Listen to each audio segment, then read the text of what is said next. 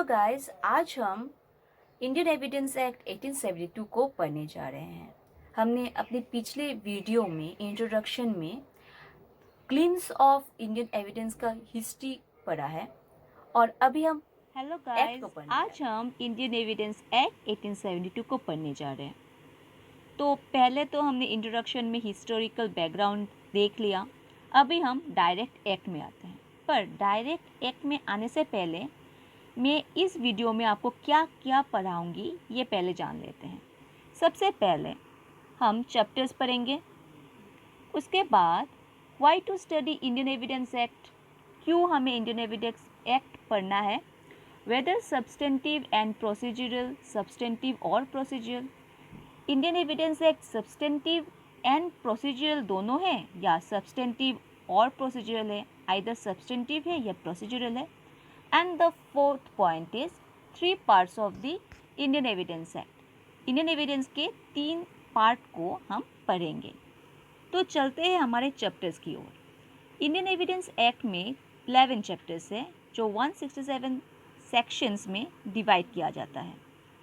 Chapter 1 है preliminary, chapter 2 है relevancy of fact, chapter 3 है facts which need not be proved, chapter 4 है ऑरल evidence, chapter 5 है documentary evidence, chapter 6 है exclusion of oral by documentary evidence, chapter 7 है burden of proof, 8 है एस्टपल, 9 है witnesses, 10 है एग्जामिनेशन ऑफ विटनेसेस, 11 है रिजेक्शन ऑफ एविडेंस। तो ये सारे के सारे चैप्टर्स आपको मैं झट से याद करवा दूंगी एक छोटे से ट्रिक के साथ। तो चलते हैं हमारे ट्रिक की ओर। तो हमारा छोटा सा ट्रिक ये है, ये एक बात है जो आपको याद रखना है। इस बात को अगर आप याद रखोगे तो ये सारे के सारे 11 चैप्टर्स आपको याद हो जाएंगे। ये है, पहले तो रोज़ फ्रेंड ओल्ड फ्रेंड दोनों एक साथ चलते थे। बीमारी एक आई वरना हम एक साथ रास्ते में घूमने चलते। लॉकडाउन का सीज़न चल रहा है इसीलिए मैंने ये ट्रिक आपके लिए सोचा। पहले तो रोज़ फ्रेंड्स ओल्ड फ्रेंड्स दोनों एक साथ चलते थे। बीमारी एक आई मतलब वायरस की बात कर रही हूँ, वरना हम एक साथ रास्ते में घूमने चलते। अगर हम पहले का पी ले लेते हैं, पी रिजेंबल क्या कर रहा है, प्रिलिमिनरी। रोज़ का अगर हम आर लेते हैं, रोज़ का रेलिवेंसी ऑफ फैक्ट। फ्रेंड का F, facts which need not be proved. Old का ओ, ऑरल एविडेंस। दोनों का डी, डॉक्यूमेंट्री एविडेंस। एक का E, exclusion of oral by documentary evidence. बीमारी का बी, बर्डन ऑफ प्रूफ। एक का ई, एस्टपल। वरना का डब्ल्यू, विटनेसेस। एक का ई, एग्जामिनेशन ऑफ विटनेसेस। और रास्ते का आर, रिजेक्शन ऑफ एविडेंस। तो हुई ना आपको एक झटके में सारे के सारे चैप्टर्स याद। इसको याद करने के लिए आपको बस यही चीज़ को एक बार फिर से दोहरा लो, 1 या 2 बार, आपको 11 के 11 चैप्टर्स ऐसे चुटकी में सब याद हो जाएंगे। अभी हम पढ़ेंगे why to study Indian evidence act. हमें इंडियन एविडेंस एक्ट क्यों पढ़ना है। इंडियन एविडेंस एक्ट हमें पढ़ना है क्योंकि इसी से कोई केस जब आता है कोर्ट में वो डिसाइड होता है।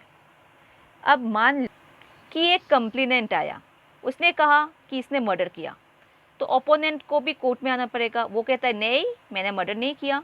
तो ये ओपोनेंट और कंप्लेनेंट का केस जो बना उसको कौन डिसाइड करता है, कोर्ट डिसाइड करता है। कोर्ट क्या करता है, court find out the truth through evidence. Evidence के थ्रू कोर्ट डिसाइड करता है कि कौन सच बोल रहा है कौन झूठ। और कोर्ट का काम क्या है, कोर्ट का ड्यूटी क्या है, क्वेस्ट फॉर ट्रूथ, सच्चाई को ढूंढ कर निकालना। और एविडेंस एक्ट हेल्प करता है कोर्ट को सच्चाई को ढूंढने के लिए। और एविडेंस एक्ट में क्या प्रूव होता है कि कौन सा चीज़ रेलिवेंट है, कौन सा चीज़ इररिलेवेंट है या फिर नॉन रेलिवेंट है, ये सब हम एविडेंस एक्ट में हमें मिलता है और हम पढ़ेंगे भी। अभी हमारा नेक्स्ट आता है वेदर सब्सटेंटिव और procedural. Indian evidence act substantive है या प्रोसीजरल। तो पहले हम सब्सटेंटिव को देख लेते हैं। सब्सटेंटिव मतलब वेदर एनी ऑफेंस हैपन और नॉट। जिस बुक में या फिर जिस एक्ट में हमें ये पता चलता है कि वेदर एक ऑफेंस, ये एक जो एक्टिविटी है वो ऑफेंस कहलाता है कि नहीं, तो इसमें क्या क्या आते हैं, जैसे कि आईपीसी ले लो, हिंदू मैरिज एक्ट ले लो, ट्रांसफ़र ऑफ प्रॉपर्टी एक्ट ले लो, ये सारे के सारे सब्सटेंटिव लॉ हैं। ये बस बोलते हैं कि इसको ऑफेंस कहते हैं, उसको ऑफेंस कहते हैं, या फिर इसमें ये पनिशमेंट मिलना चाहिए। अभी ये तो बस बोलते हैं, काम कौन करता है, इसको एग्जीक्यूट कौन करता है, प्रोसीजर। प्रोसीजर ये देखता है how to deal with the offence. अभी क्राइम तो हो गया या फिर ऑफेंस तो हो गया, उसको कैसे डील करते हैं ये प्रोसीजर में हम देखेंगे। जैसे कि सीपीसी आ गया, सीआरपीसी आ गया, इंडियन एविडेंस एक्ट आ गया, तो हमें यहाँ से पता चलता है कि इंडियन एविडेंस एक्ट तो एक अभी हम प्रोसीजरल देख लेते हैं कुछ important points to remember. The first important point is Indian evidence act introduced in our country in 1726।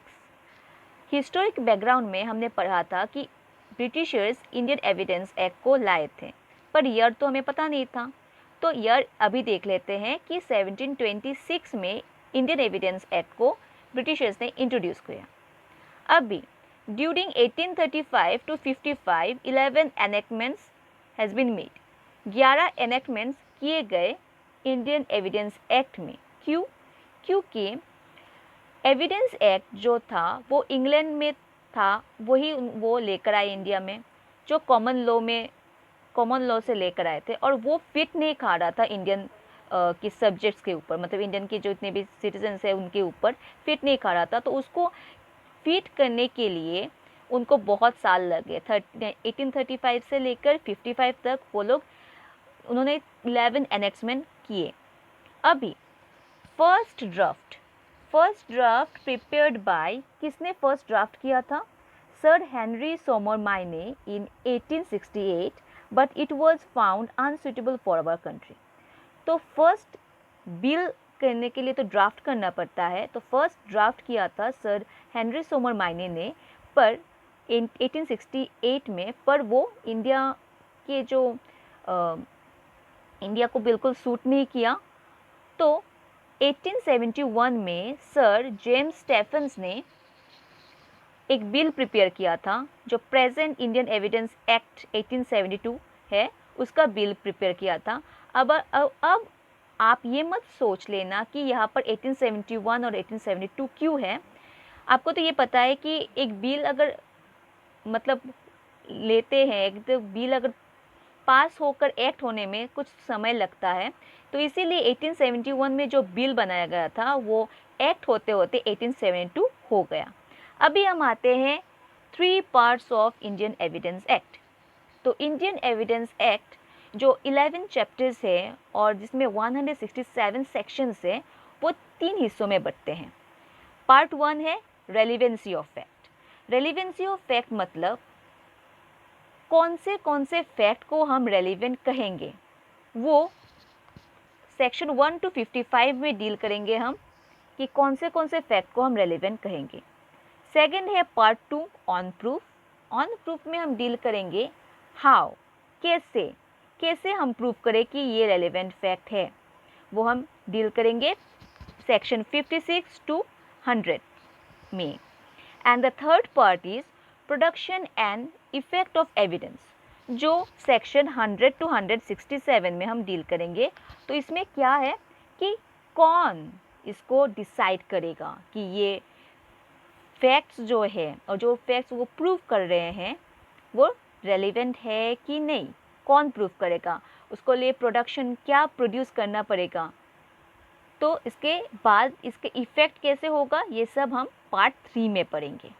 आपके दिमाग में एक क्वेश्चन आ सकता है कि जम्मू एंड कश्मीर तो अभी इंडिया का पार्ट है और इसके लिए बहुत से एक्ट्स और कोड्स एप्लीकेबल हैं, तो आपके दिमाग में ये भी आ सकता है कि इंडियन एविडेंस एक्ट क्या इंक्लूडेड है।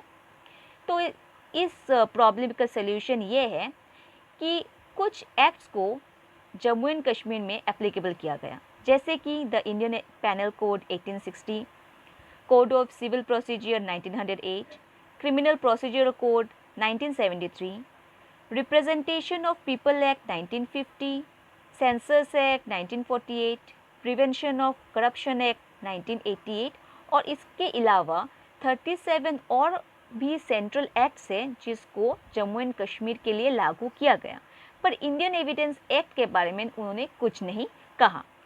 तो मिलते हैं हमारे नेक्स्ट वीडियो में, जिसमें हम ये पार्ट 1 रेलिवेंसी ऑफ फैक्ट को लेकर पढ़ेंगे। Thank you for watching, comment, तब तक रिव्यू, के लिए शेयर। अगर आपको ये बाय-बाय। वीडियो अच्छा लगे और सब्सक्राइब ज़रूर करना, सो दैट मेरी वीडियो अपलोड होते ही आपको नोटिफिकेशन में मिल जाए।